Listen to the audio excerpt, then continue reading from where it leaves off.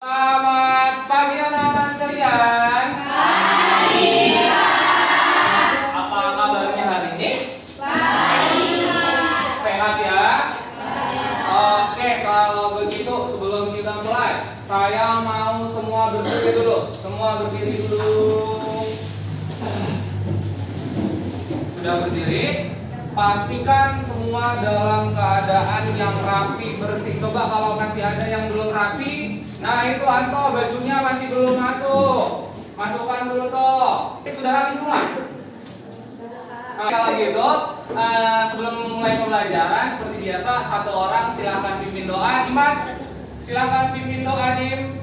Baik, sebelum memulai kegiatan di pagi hari ini, ada baiknya kita berdoa menurut agama dan kepercayaan masing-masing. Berdoa dimulai. Selesai.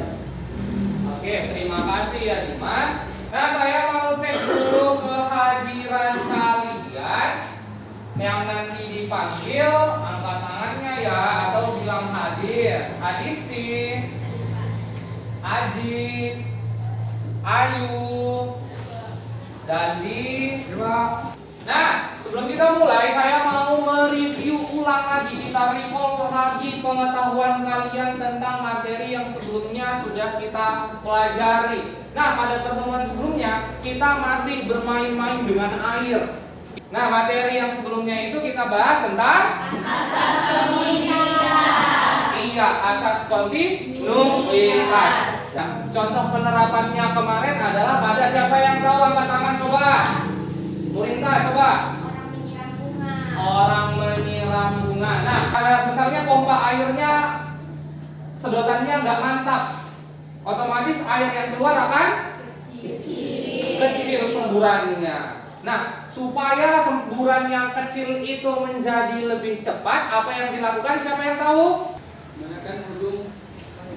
Menekan ujung selang supaya aliran air makin kencang. Supaya aliran airnya makin kencang keluar selang, maka kita tekan ujung selangnya. Pada asas kontinuitas, ketika kita mengecilkan diameter, maka luas penampangnya makin kecil dan kecepatan alirannya makin besar. Begitu pula sebaliknya. Jadi masih ingat ya untuk asas kontinuitas? Masih. Kalau begitu, materi kita hari ini itu awalnya asas kontinuitas, yaitu ada si teorema Torricelli. Nah, sebelum lebih lanjut lagi, Bapak mau kasih tahu apa sih manfaat dari teorema Torricelli ini? Nah, dari teorema Torricelli ini nanti prospeknya untuk kalian mungkin ada yang mau jadi, siapa yang nanti mau SNMPTN masuk jurusan fisika? Gak ada. Yang mau masuk teknik? Insya Allah. Oh ada, Dimas mau masuk teknik? Tahu, Pak. Oh belum tahu. Nah ini nanti dia berguna, apalagi kalau kalian misalnya di SBMPTN ada soal-soal tentang ini biasanya. Jadi tolong jangan di skip, tolong jangan fokusnya kemana-mana, tolong fokusnya ke pembelajaran saya aja hari ini. Bisa? Bisa. Tujuan pembelajaran kita hari ini adalah nanti lewat kegiatan diskusi, kalian semua menganalisis posisi titik kebocoran terhadap kecepatan aliran air secara tepat.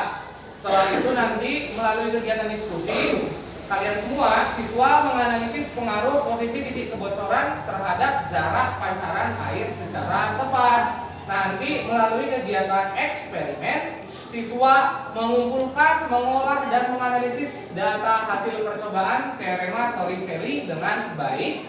Dan akhirnya nanti kalian melalui kegiatan presentasi menyampaikan hasil percobaan teorema Torricelli dengan baik. Oke, sebelum saya tunjukkan gambar, siapa yang orang Marike di sini?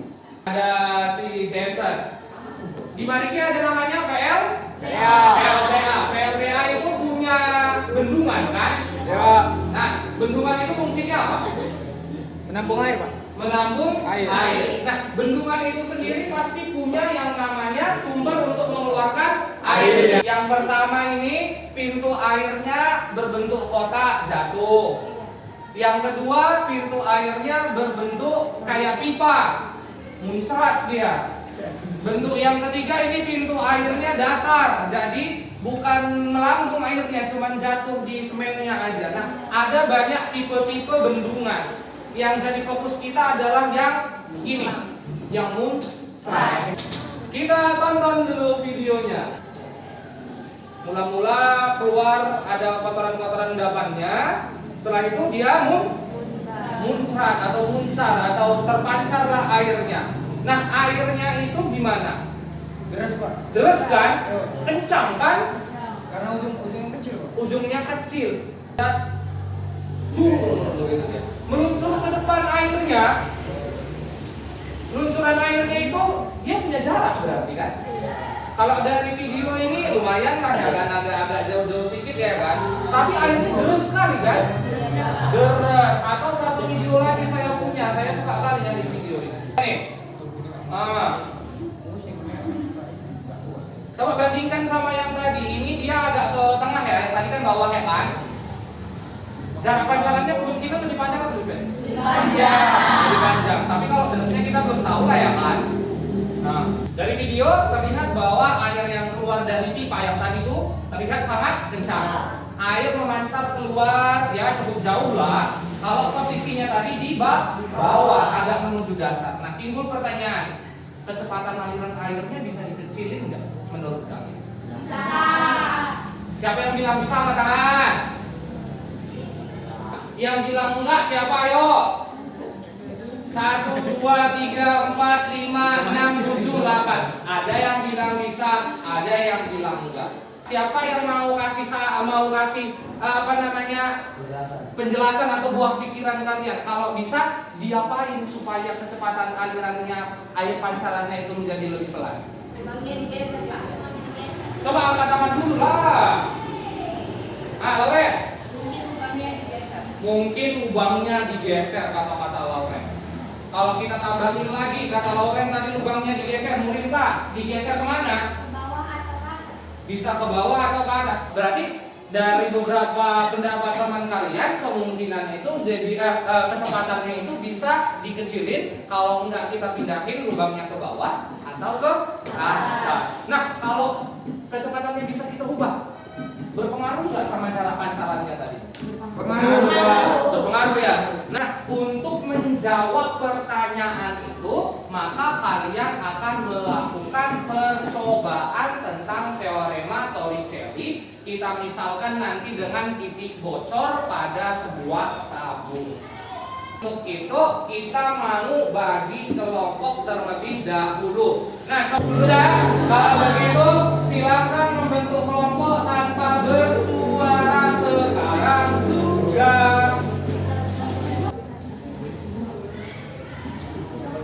Nah, sudah dalam kelompok? Sudah. Nah, perwakilan kelompok tolong ke depan ambil alat pekerja.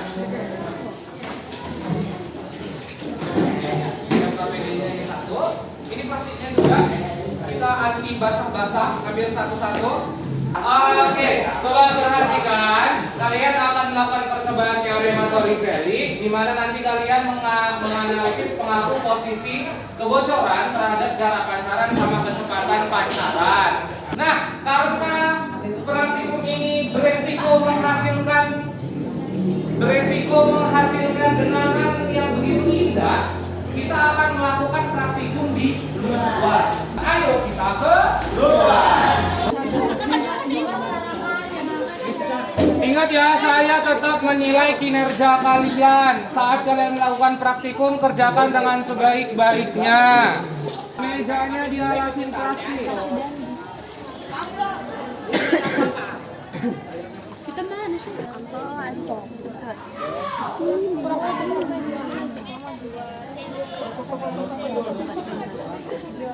2 senti. Berapa? Ini 10 ya?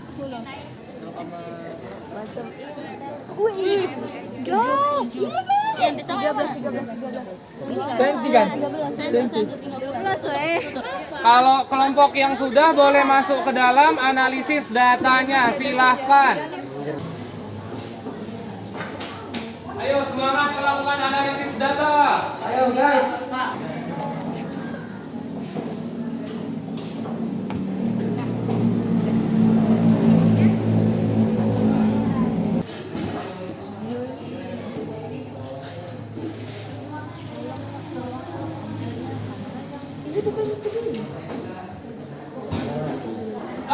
Oke, sudah selesai. Kalau sudah, seperti biasa setelah setelah kita menganalisis data praktikum, kita akan melakukan yang namanya presentasi. Tapi sebelum kita mulai presentasi, coba semua geserkan dulu kertas-kertasnya, taruh di tengah.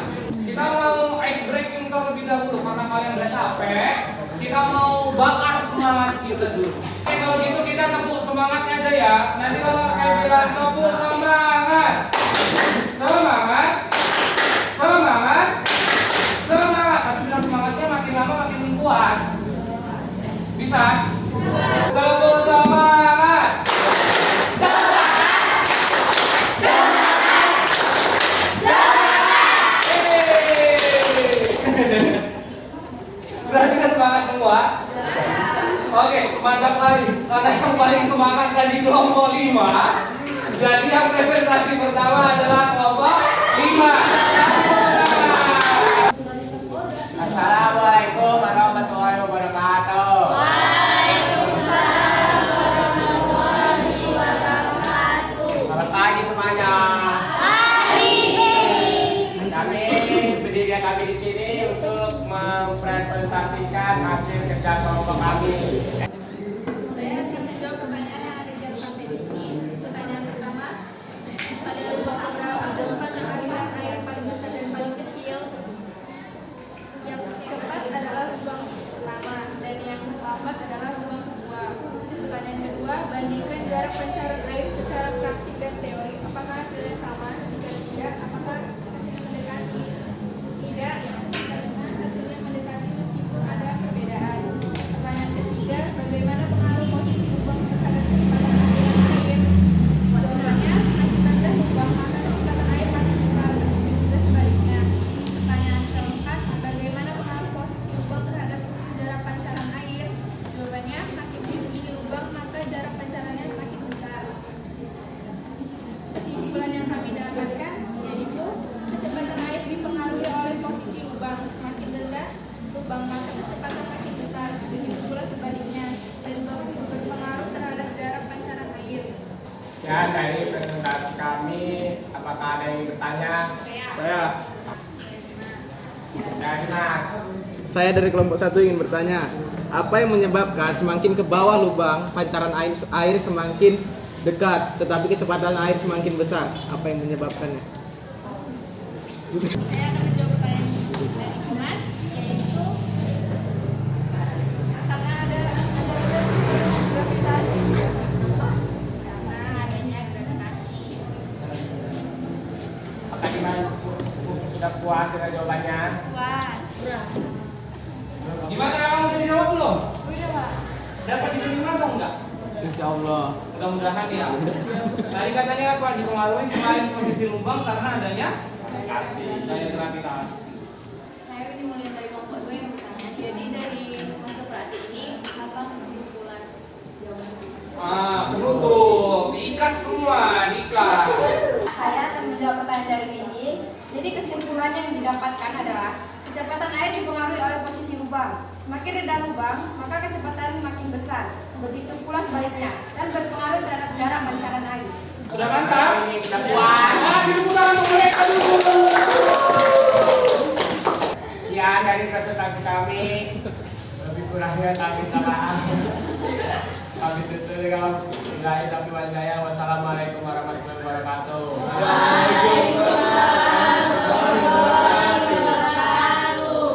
Oke, kelompok berapa tadi kelompok? 5. Terima kasih banyak sudah melakukan presentasi dan presentasinya akan kita lanjut di pertemuan selanjutnya pada hari Senin. Itu nanti les ke-7 dan 8. Nah, oke, berhubung bel sudah berbunyi berarti kita istirahat. Kita cukupkan pertemuan hari ini, tapi pesan saya kelompok yang lain dipersiapkan dengan sebaik-baiknya karena di pertemuan hari Senin ada 5 kelompok yang akan maju.